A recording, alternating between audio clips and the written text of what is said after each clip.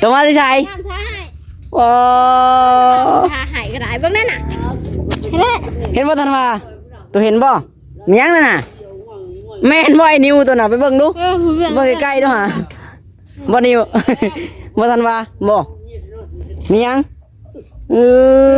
เสร็จแล้วพี่ตรงนี้สำหรับยายไม่เข้าเป็นได้ตัวนี้ถอยเฟกตัวนี้แล้วแหละตอกแล้วแหละเป็นคาแรคเตอร์ของมันบ่มันตอกบ่ได้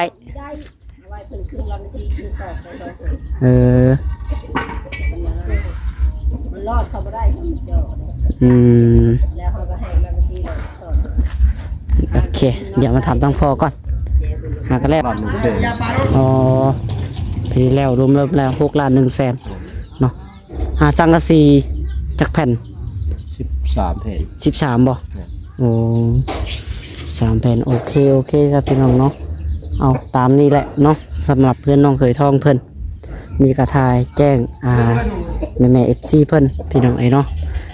แจ้งให้ทางแม่อ้อยเพิ่นเบิ่งเพิ่นทราบพี่น้องเพราะว่าทางแม่เพิ่นก็ถ้าว่าเฮ็ดแล้ว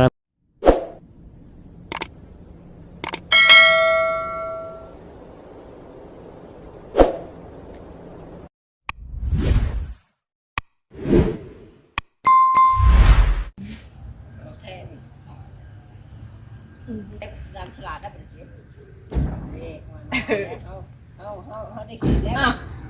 โอ้มีกระยุนฉุกอยู่ได้ขี่ผมหักเนาะมีกระยุนฉุกอยู่กาทักทายสบายดีเนาะทักทายสบายดีแม่ FC เบิร์ดสู่คนเนาะพบพอกับทาน้องหลาอีกเด้อพี่น้องมาพบมาพอกันในมื้อนี้บรรยากาศพี่น้องตอนคอยคำลงแรงเนาะ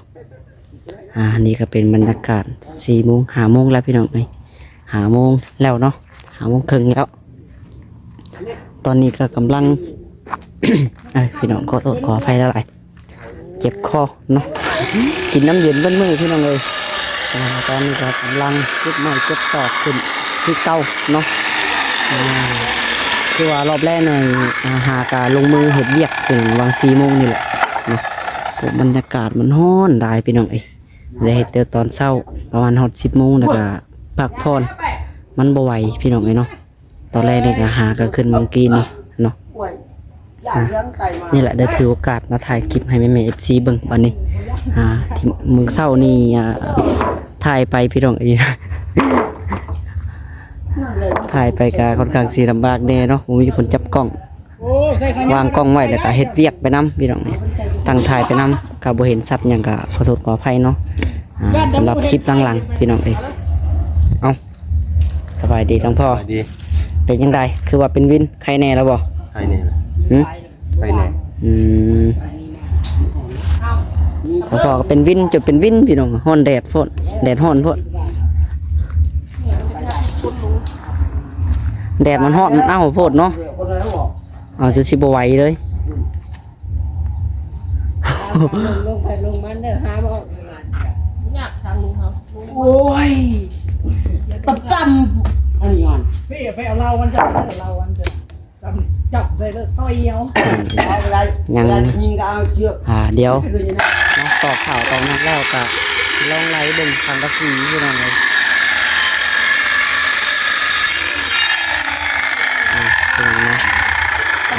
โอ้ไม่พี่น้องเนาะต่อข่าวตอกยังแล้วค่ะจะได้เริ่ม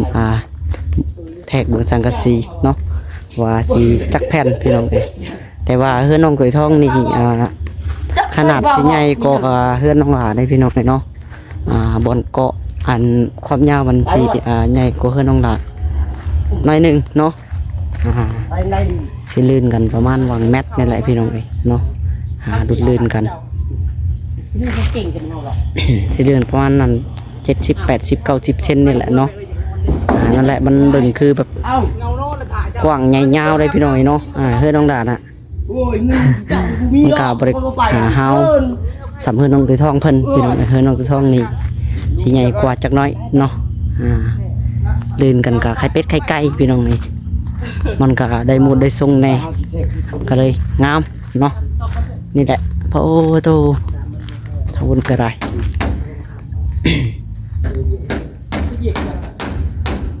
อยู่กันบ่เป็นแล้วจะนอนยังดังเขาเอานี่ก่อนหาใส่ได้3ข้าวเนาะเดี๋ยวถ้าตอกไม้ตอกแล้วก็แล้วพี่สิเบิ่งว่าสิเบิดจักแผ่นเนาะเพื่อนน้องหลาจักแผ่นนะบ่ 12เนาะ 12บ่อืม 12 จังหวะ คนยาวสำนัก ฮะ บ่คนยาวสำนักได้พอดีเนาะ คำบอกกลัวได้เบิ่งก่อนคือใหญ่กว่าได้ ยาวเนาะ ฮะ ยาวกว่า มันยาวกว่าแล้วลื่นเป็นแมตมันได้เลย เราจะความเป็น ฮะ ยาว ยัด13แผ่นพุ่นแหละ13แผ่นจักสิได้บ่ได้เบิ่งก่อนแม่น13แผ่นครึ่งสังกะ14พี่น้อง13 14แผ่นบ่รู้จักเบิ่งก่อน กินหมูบดที่เครื่องในมันนะเรากินเครื่องในบด แผ่นสลาก็เอาสีเดียวบ่ได้เนาะพอ สลัดเป็นกระหูเลย สีเท่า สีเทาคือกันนะเนาะ สีเดียวเลย ขอบข้างกับสีคือกัน บอกเลยแม่บอกไปตอกเนาะไปนี่ ถ้าจะไปตอกเราเอาขึ้นมาเนาะโอเคก็ทำนั่นเนาะ เก้าสิเอาไป บรรยากาศคือแบบแดดยังเมียงอยู่พี่น้องไปนี่แหละ ไปว่าแปะกูเก่าไป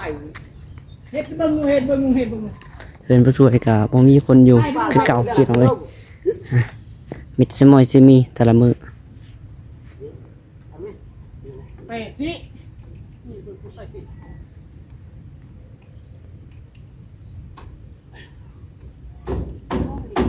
ตะเวนยามได้หมูแน่ขัด โอ้ยแดงต้อง บรรยากาศดีได้พี่น้องแถวทางนี้เนาะ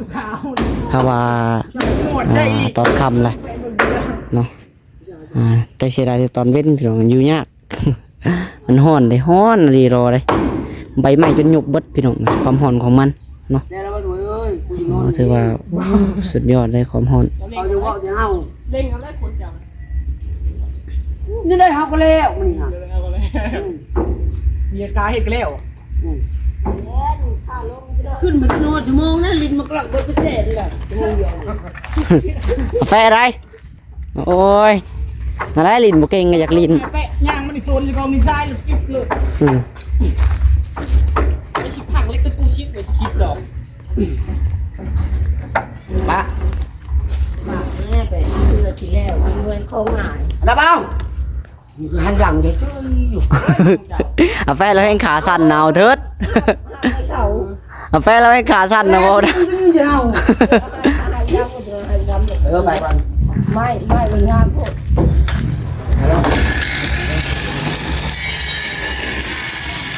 ทางนี้ทางน้องเกยทองเพิ่นพี่น้องเลย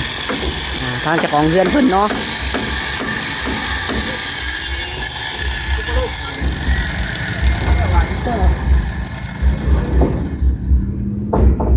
ชูกับข้าวมายืนไม่ให้กูนี่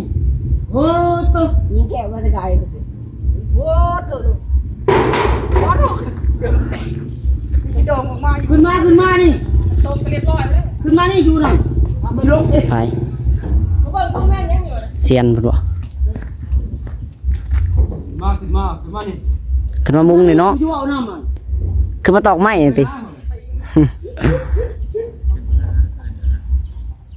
แป้งห้ามอะไรถอน มา ตัวนั้นแมวมันสิแล่แมวมันสิได้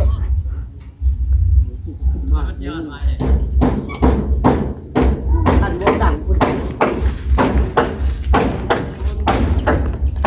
มันนี่มาช่วยผู้สาวโง่กูนี่รถ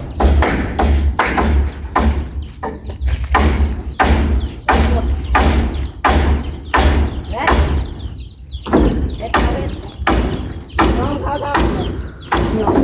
ตอกไว้ตอกไว้ ตาสบายหรือเอาตาย เขาเฮ็ดช่องเฮ็ดบ่ได้เขาคือที่เขามีอันเดียวเฮ็ดบ่ได้ เออ ไปยาเพิ่น จะตอกสายไฟเลย ได้ปลดไม้และสายไฟเพิ่นเนาะ ไป ซอดซิกแซกสิได้ปลดฮือปลดฮือไม้นะพี่น้อง ไปเอ้ย อีก ฮะ อีกอีกเออ บ่งามเลยนี่คือบ่งามเลยนี่ใครแน่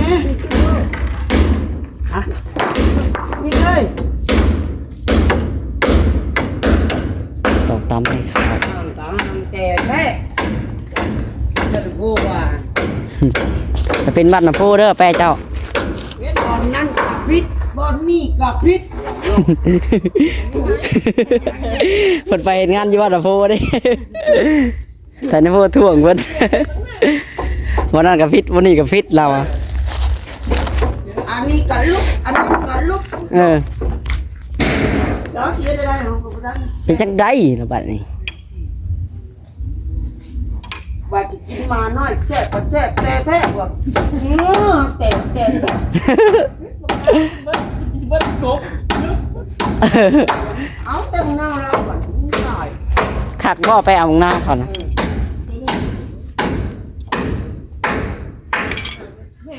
nè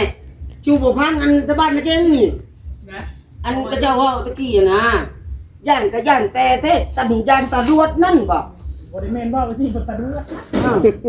châu họ đi โอ้ฟิตมาชงท่วงอยู่แล้วเนาะมาชงบ้านน่ะเก่งช่อม เราก็มาไฟใครเนี่ย นี่ đi ra bờ rồi ไฟ มา chỉ mong chiên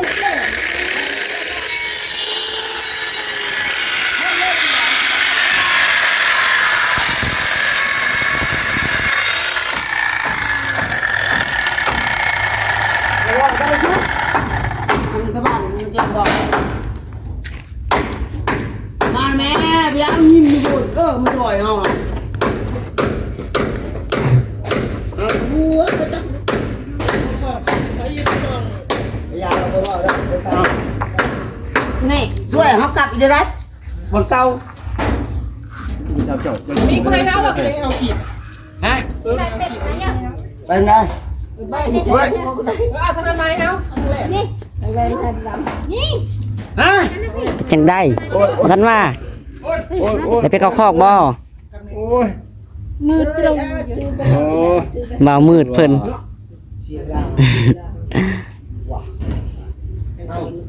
มือตร เพิ่ ง นว่าโอ้ย เฮ็ดมุดจุลูอยู่เนาะ เป็นอยากกินข้าว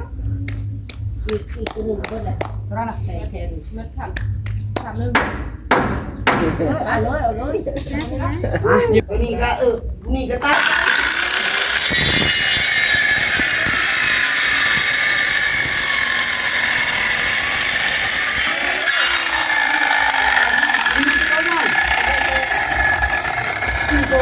cái nhà ao cái to cái đây không làm แต่ตัดข้างในบ่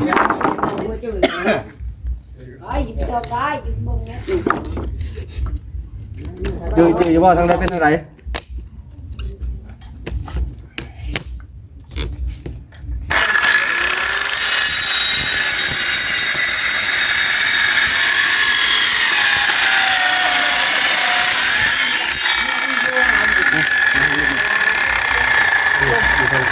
เป็นทางไหน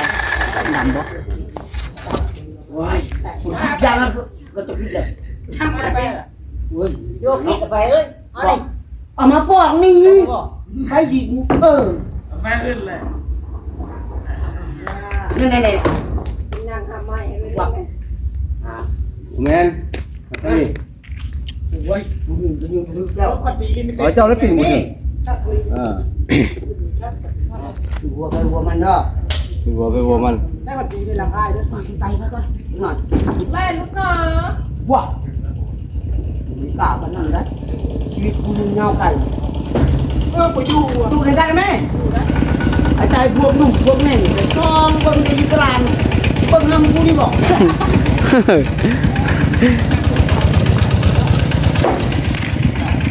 đây là lúc เอาพี่น้องเนาะไกลแล้ว ใส่อีกจักโพ tắt nó cái đây ตอนไหนเนี่ยใส่ไปได้พอใส่ขาวโพออกบ่หรือว่าใส่เพียง โอ้โห ฮะ โอ้ โพออกคือเก่าบ่สิได้บ่ ôi nhà đi cu ยังบ่ได้ดอก เนาะบ่ได้พอแบบเพื่อนเฮายังบ่ได้ใส่อยู่เนาะบ่ส่งบ่ได้ใส่จังไดข้าวตัวในน่ะคันใส่ก็ใส่แต่ตะขานั่นวางนี่บ่ได้ใส่นะส่วนท้ายนี่ ใส่งวงไว้นั่นชื่อนะ คันใส่ก็ ตอกมันบ่ได้เอาไว้นะ ใส่บ่ได้มันยิงน็อตก็ยิงบ่ได้เด้ ตีในตู้ ใครอยู่ข้างไหนอ๋อมันก็นึ่งอีกเนาะ ได้ใส่อยู่ดอกเนาะซับฮอนหันแล้วเนาะ เนาะ ไปถึงเลย ฮะ ว่าสั่งชุดเลยเพราะว่าเขาสักสอดสังกะสีเขาได้สั่งได้ลงแล้วสอดสังนั้น อย่ามันสอดสังกะสีเข้าบ่ได้ก็ว่านะ ได้อยู่นั่งสิเด้ ได้บ่อย่าว่าเผื่อไม้ขาวมันนูนขึ้นอีกเด้ ปาดใช่ดิ ฮะ ปาดสังกะสีให้ใช่ เออ บ่ได้อยู่แต่ว่าคุณปาดได้ไหม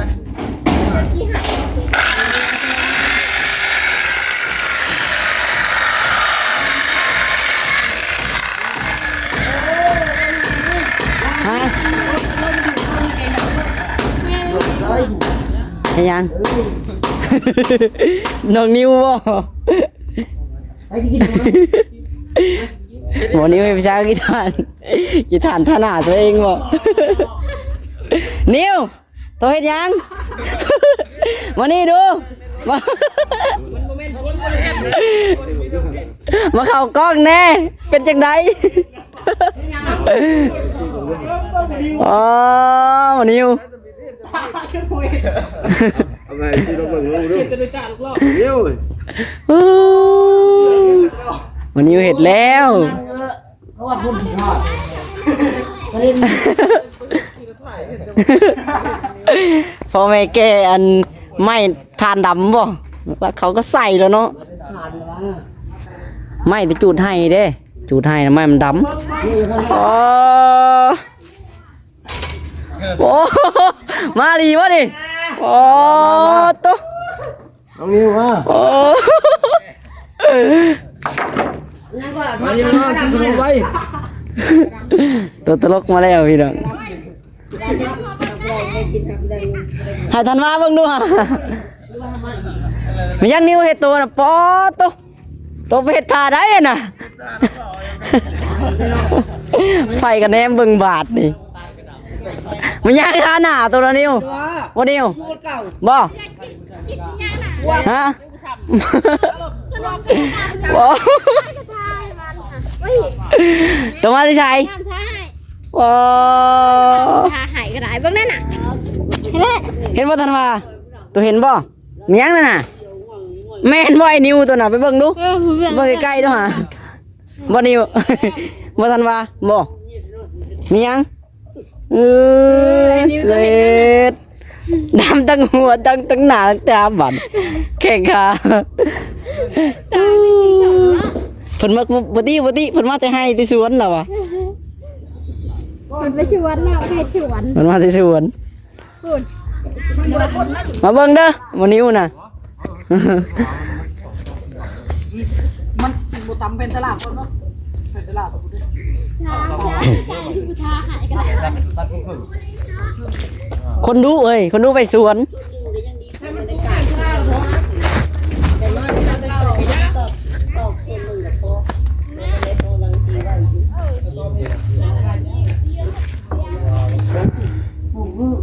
คือหยาดเลย แน่นจะบ่เห็น คิดว่าบ่ได้บ่ได้ไปนำเลยดำชับโดนพื้น ไปเห็ดน้องหินบ่เห็ดอีกกับน้องนิว มันจังหวะจะบนท่ากันเองเนาะโอ้ โอ้งงจะตื่นงงจะยอด มางงแงงจนย่าน จุดปุ๊บ เป็นลักโซ่เพิ่งเลยบ่เฮ็ด นี่เลยคือโดนนั่งเลย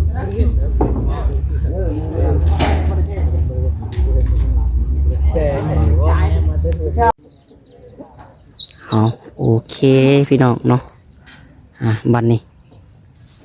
เป็นทีเรียบร้อย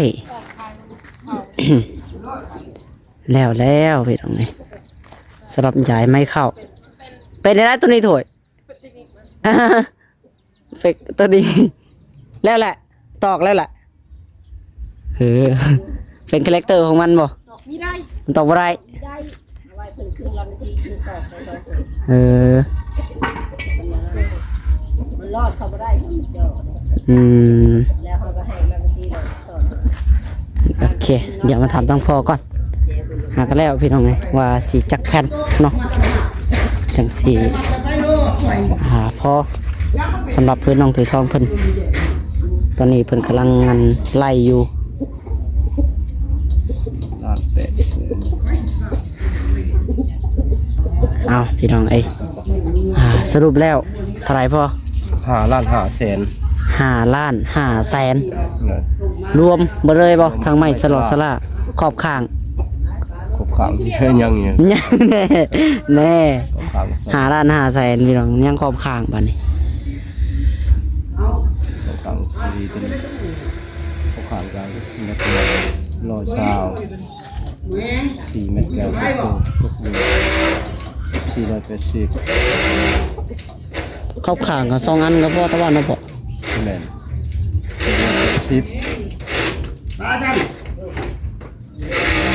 100 พันหนึ่งเลย ขอบข้าง2 อันนะ พันหนึ่ง 800 900เนาะ โอเค 5 ล้าน5 แสนไม่ใส่6 แสน8 ลงได้พอดี 6 แสน8นี่เป็น6 ล้าน1 แสน อ๋อทีแล้วรวมแล้ว6 ล้าน 1 แสนเนาะหาสังกะสีจักแผ่น 13 แผ่น 13บ่โอ้13แผ่นโอเคครับพี่น้องเนาะเอาตามนี้แหละเนาะสำหรับเพื่อนน้องเคยท่องเพิ่นมีกระทายแจ้งแม่ FC เพิ่นพี่น้องเนาะแจ้งให้ทางแม่อ้อยเพิ่นเบิ่งเพิ่นทราบพี่น้องเพราะว่าทางแม่เพิ่นก็ถ้าว่าเฮ็ดแล้วเพิ่นว่าให้ถ่ายคลิปแจ้งทางแม่ได้เด้อเพิ่นว่าเนาะอันนี้ก็ขึ้นโค้งเรียบร้อยพี่น้องเนาะถือว่ามือไม่แต่เสาะอันนี้แหละเนาะขุดแล้วก็ก่อนะพ่อก่อขึ้นประมาณ คนหนึ่ง ก้อนหนึ่งซ้ำเดียวก็คือน้องหลานแล้วเนาะ แม่น เดี๋ยวก็เอาดินเข้าดินนี่จะเอาใช้บาทฮะ คุณเอา คุณเอาบ่ แม่น แกอยู่ให้หน้าคือแตะเกาเนาะคือว่าอะไรเนาะยามนี้เนี่ยแม่โมเราก็สิบ่อยากให้คนบ่ได้แล้ว คนได้อยู่ หึ คนได้อยู่ บ่ขอน้ำเพิ่นได้ดินเฮาเองได้แต่บางนี้นะแถวนี้นั่นคุณเอาแถวหนองสาหั่นเลยแหละ คุณน้องชาแทนน้องชาเลย ทางคุณหนองสาเนี่ยได้อยู่ดอกเอาใส่พี่น้องเลยโอเคสำหรับคลิปนี้เนาะสิขอตัวไปก่อนจังไดก็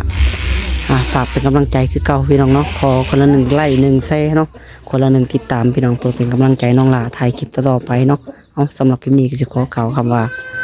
สบายดีพี่น้องบ๊ายบาย